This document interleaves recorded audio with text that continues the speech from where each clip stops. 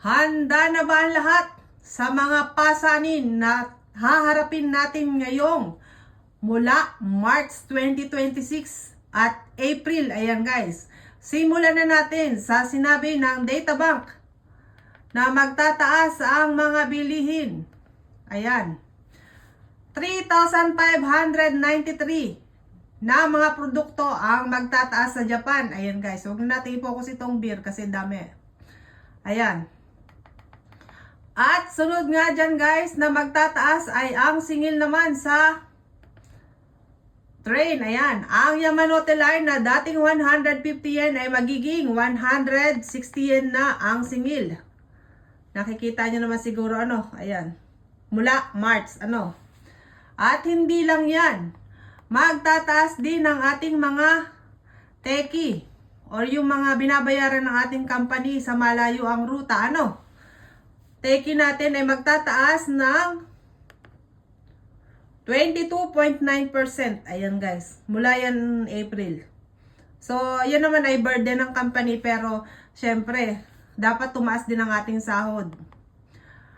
At sunod dyan guys ay magtataas din ang pamasahe mula nga sa Mayukotsuka hanggang Shimbashi. Sinasabi nila na dati ay ang pamasahe sa Mayukotsuka ay 950.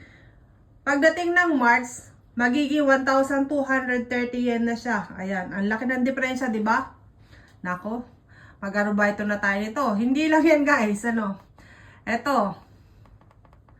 Punta naman tayo sa multa sa pagbibisikleta. Ayan guys. Ito naman matagal na itong sinasabi noong isang taon pa, no? Ayan. Ang pinakamatinding multa ay ito. Ayan. Kapag kayo ay nahuling nagbibisikleta nang may kausap sa telepono, ichimang nisen po ang multa niyan. Kaya sa mga nagbibisikleta dyan, ingat-ingat. Ayan.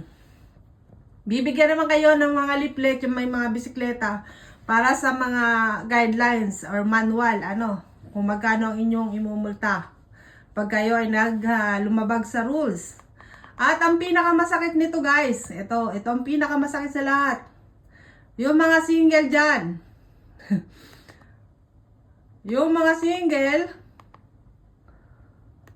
or kahit katulad namin na walang anak dito sa Japan, ayan. Yung mga single at kayo ay company employee, magbabayad na kayo ng 550 monthly. Monthly na tax para yan sa child support system. Ayan, para masuportahan daw ang future ng mga bata. Ayan. At yung halimbawa naman kung kayo ay self-employed, magkano babawas ang kailangan nyo bayaran? 300 yen. Ayan. Kung kayo ay self-employed, ano, mapa-single or walang anak. Basta single at walang anak, ganyan ang sisingilin. At kahit matanda, walang kaligtas guys. Magbabayad pa rin ng mga 75 up na matatanda ng 200 yen. Aba, kahit matatanda na ay magbabayad pa rin para sa child support system nga yan guys. Nakakalungkot dito sa Japan, di ba? Ang daming bayarin.